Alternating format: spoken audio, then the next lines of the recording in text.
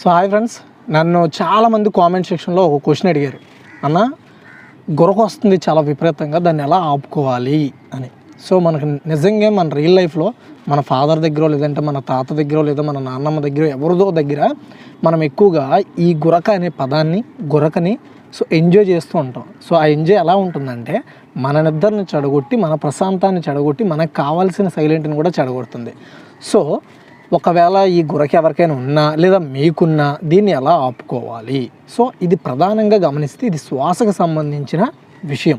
So శ్వాస అంటే ఎక్కువగా ఎవరికైనా పొట్టున్నా లేదంటే గాలి పీల్చుకోవడంలో ఇబ్బందులున్నా వాళ్ళకి గురక ఎక్కువగా వస్తుంటుంది. ఎందుకంటే వాళ్ళు ఆ గురక అంటే నోట ద్వారా ఊపిరిని పీల్చుకొని వదలడం స్టార్ట్ చేస్తారు. సో దానివల్ల ఆ సౌండ్ అనేది వస్తుంది, అది గురక. యాక్చువల్గా మనకి ముక్కు ద్వారా పీల్చుకొని ముక్కు ద్వారా గాలిని వదలాలి, అది హ్యూమన్కి సంబంధించి రియల్ ప్రాసెస్.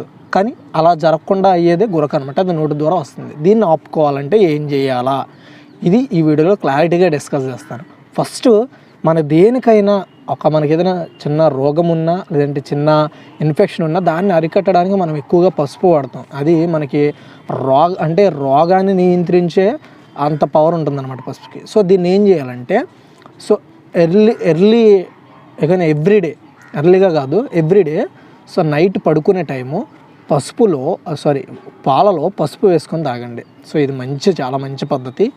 అంతేకాకుండా ఎక్కువగా తులసి వాటర్ ఉంటుంది కదా, సో తులసి మొక్కలు కట్ చేసి వాటిని గోరువెచ్చల నీటిల్లో మరగబెట్టి దాన్ని తాగండి డైలీ, ఓకేనా. So daily 2 or 3 times. Next పుదీనా ఉంటుంది కదా, సో పుదీనాను కూడా ఆ విధంగా తీసుకోండి. నెక్స్ట్ చాలా ఇంపార్టెంట్ విషయం ఏంటంటే తేనె తీసుకోండి, ఓకేనా.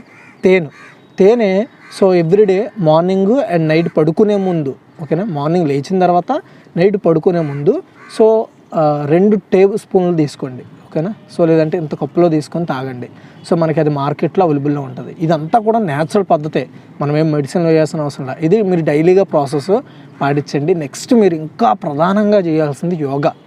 సో యోగాలో ఎన్ని ఆసనాలు ఉంటాయో అన్ని కాకపోయినా అందులో ప్రధానమైన ఒక 12 ఆసనాలు ఉంటాయి. అందులో మినిమం ఒక 6 ఆసనాలైనా డైలీ దానికంటే ఒక 20 minutes కేటాయించండి. డెఫినెట్గా మీరు ఈ గురక నుండి బయటపడతారో అప్పుడు మీరే నాకు కామెంట్ సెక్షన్లో కామెంట్ చేస్తారు నిజంగా తగ్గిందన్నా అని. సో ఇది ఫస్ట్ మెయిన్గా. అండ్ ఓబకాయ అంటే ఇక్కడ మీరు లావ్ అవ్వడం, నెక్స్ట్ పొట్టని గట్ట పికప్ చేయకండి. పొట్ట పెరుగుతుందంటే మనకు లోపల అవన్నీ కూడా ఇరుగ్గా అవుతున్నాయని అర్థం. సో అది మ్యాటర్. ఈ వీడియో మీకు అర్థమై ఉంటుంది. నచ్చితే లైక్ చేసి షేర్ చేయండి. Thanks for watching guys.